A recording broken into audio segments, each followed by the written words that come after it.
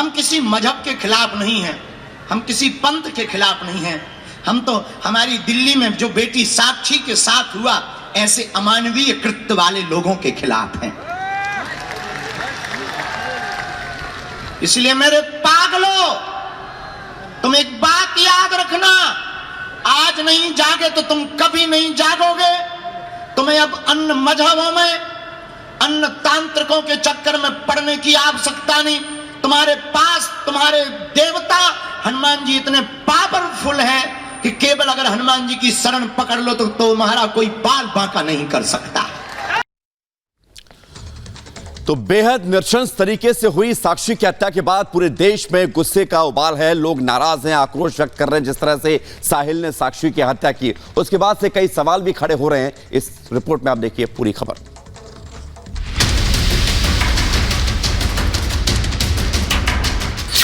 साक्षी की हत्या से दिल्ली सन्न।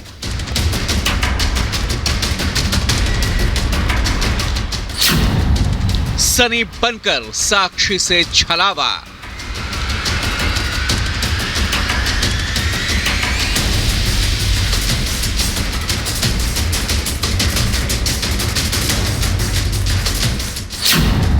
कलावा पहनकर लव, फिर मर्डर।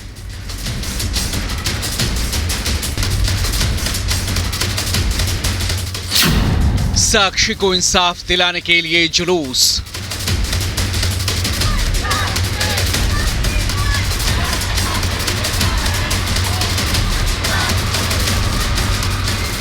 साक्षी की निर्मम हत्या से देश सन्न है। जिस बेरहमी से शैतान साहिल ने साक्षी की हत्या की, उसे देखकर देश सदमे में है। सवाल उठ रहे हैं कि आखिर क्यों शैतान बन गया साहिल। साक्षी को इंसाफ दिलाने के लिए सड़कों पर उतर आए हैं लोग। आज एक बार फिर साक्षी को इंसाफ के लिए दिल्ली में मशाल जुलूस निकालने की तैयारी है। शाहबाद इलाके में आज शाम 6:30 बजे मशाल जुलूस निकाला जाएगा। कल कोर्ट में पेशी के बाद आरोपी साहिल को 2 दिनों की पुलिस रिमांड में भेज दिया गया, जहां उससे पूछताछ में कई खुलासे हो रहे हैं। पुलिस की पूछताछ में साहिल ने अपना जुर्म कबूल कर लिया है। साहिल ने पुलिस को बताया है कि 15 दिन पहले हत्या के लिए उसने चाकू खरीदा था। शराब पीने के बाद उसने वारदात को अंजाम दिया। साक्षी उससे रिश्ता खत्म करना चाहती थी, इसलिए उसने साक्षी को मार डाला। उसे साक्षी की हत्या का कोई पछतावा नहीं है। जांच के दौरान पुलिस को पता चला है कि आरोपी मोहम्मद साहिल ने अपनी पहचान छिपाकर साक्षी से दोस्ती की थी। साहिल ने साक्षी को अपना नाम सन्नी बताया था, लेकिन साक्षी को साहिल की सच्चाई का पता चल चुका था। साहिल की हकीकत जानने के बाद साक्षी ने उससे दूरी बना ली। इस बात से साहिल चिढ़ा हुआ था। स्थानीय लोग बता रहे हैं कि साहिल ने अपना नाम सन्नी ही बताया था। साक्षी को भी धोखा देकर प्यार के जाल में फंसाया गया था। फिलहाल साक्षी हत्याकांड मामले में दिल्ली पुलिस की जांच 6 किरदारों के इर्द गिर्द घूम रही है। साहिल, प्रवीण, नीतू, आरती, आकाश और झबरू। अब इन सब किरदारों से पूछताछ के बाद ही साहिल हत्याकांड की असली वजह बेपर्दा होगी। फिलहाल साक्षी का परिवार दरिंदे के लिए मौत की सजा की मांग कर रहा है। हम कहेंगे कि उसको फांसी होनी चाहिए। जो हमारे बेटे को दरिंदे जैसे मारा, उसको फांसी होनी चाहिए। मैम वही तो हमारी एक बेटी थी जो हमें बेटा बन के पाल रही थी।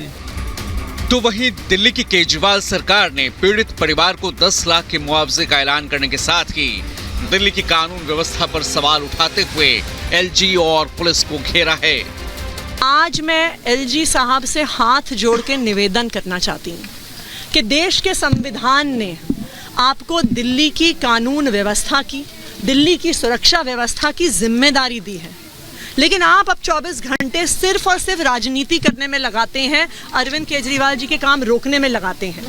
अगर आप अपनी संवैधानिक जिम्मेदारी निभाएं, आप दिल्ली की महिलाओं को सुरक्षा दें, आप दिल्ली के लोगों को सुरक्षा दें, आप दिल्ली पुलिस की व्यवस्था को सुधारें, तो आज दिल्ली में ये स्थिति नहीं होगी। तो भी देख रहे हैं क्या क्या कैसे हो रहा है, और मुझे लगता है कि इतनी बड़ी नृशंस हत्या होने के बाद जिस प्रकार की ओछी राजनीति अरविंद केजरीवाल और उनके लोगों ने किया, ये भी कहीं ना कहीं ऐसा लग रहा है कि अपराधियों को बचाने के लिए उनको एक शैडो दे रहे हैं।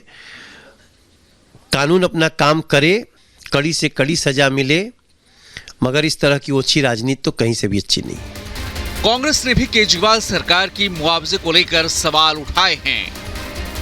अरविंद जी से ये कहूँगा, आप जो भी घटना होती, याद होगा कैंट के अंदर भी एक दलित बच्ची के साथ इस तरह का बहुत ही जघन्य अपराध हुआ था। वहाँ जाते हैं 10 लाख रुपए का चेक देते थे। एक इसी तरह की घटना और हुई थी, एम्स में बच्ची एडमिट रही, उसके परिवार को 10 लाख रुपए दे देते हैं। ये गरीब और मजदूर लोग जो तबका है, जिनकी बच्चियाँ खास तौर से जो असुरक्षित माहौल में पल रही हैं, बड़ी हो रही हैं, उनके साथ जब ये अपराध होता है तो उनको केवल 10 लाख रुपए से देकर के, मदद देकर के क्या आवाज को दबाने का प्रयास।